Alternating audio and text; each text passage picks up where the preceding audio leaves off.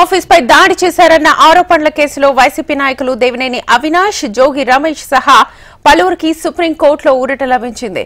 ఈ కేసులో మరో 2 నెలల పాటు అరెస్ట్ చేయొద్దని సుప్రీంకోర్టు ఆదేశాలు జారీ చేసింది.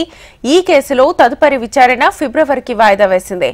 పిటిషనర్ల తరఫున సీనియర్ న్యాయవాదులు కపిల్ సిబాల్, దుష్యంత్ దవే, అల్లంకి రమేష్ వాదించారు.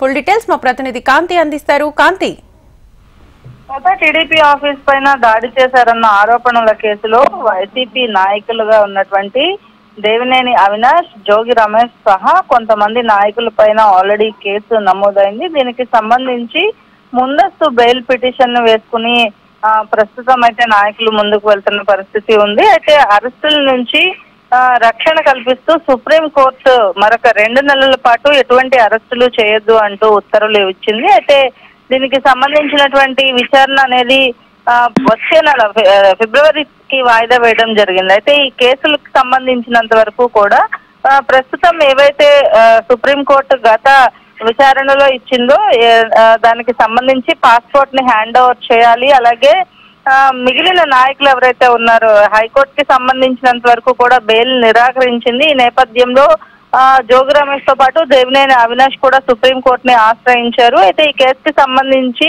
ఖచ్చితంగా కేసుకి సంబంధించినటువంటి విచారణకు హాజరు కావడమే కాకుండా పూర్తి సహాయ సహకారాలు అందించాలని కూడా పేర్కోవడం జరిగింది. అయితే జోగి రమేష్ తో పాటుగా దేవినేని అవినాష్ మరికొంతమంది వైసీపీ నాయకులు ఎవరైతే ఈ దాడి కేసులో ఇన్వాల్వ్ అయ్యి ఉన్నారో వారంతా కూడా పాస్పోర్ట్ హ్యాండ్ ఓవర్ చేయాలని స్పష్టం చేసింది. అయితే దీనికి సంబంధించి జోగి రమేష్ కి సంబంధించినంత వరకు కూడా ఏదైతే ఇప్పటికే దేవినేని అవినాష్, జోగి రమేష్ తో పాటుగా లేళ్ల అప్పిరెడ్డి, తలసిల రఘురామ్ కు కూడా సుప్రీంకోర్టు రక్షణ కల్పించింది. ఈ నేపథ్యంలో వీరందరికీ కూడా ఏదైతే 2 నెలల పాటు సుప్రీంకోర్టు నుంచి ఇచ్చినటువంటి రిలీఫ్ ఏదైతే ఉందో భారీ రిలీఫ్ గానే చెప్పాలి.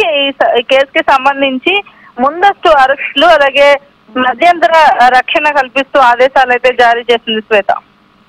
Right Kanthi, thank you.